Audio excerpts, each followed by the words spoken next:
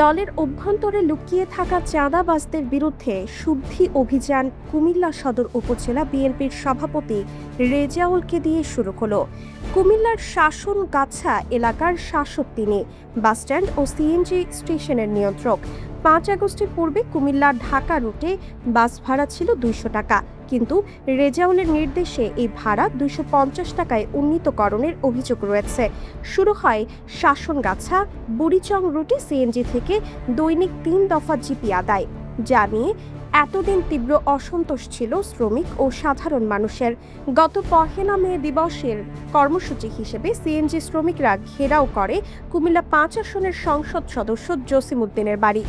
তারা জিপির নামে দৈনিক 3 দফা এই চাঁদাবাজি বন্ধের দাবি জানান।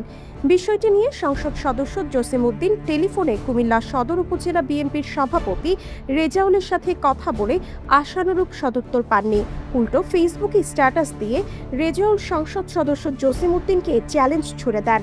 এমনকি তিনি সংসদ সদস্যকে সীমান্ত এলাকার মাদক সিন্ডিকেটের সাথে সম্পৃক্ত করে কটাক্ষ করেন, যা স্বরাষ্ট্রমন্ত্রী থেকে শুরু করে বিএনপির হাইকমান্ডের দৃষ্টিগোচর হয়। 3 মে 2026 দিনভর কুমিল্লার রাজনীতিতে উত্তপ্ত পরিস্থিতি বিরাজ করে। মিছিল, মিটিং, বিক্ষোভ, থানা ঘেরাও করেও মুক্ত করা সম্ভব হয়নি রেজাউলকে।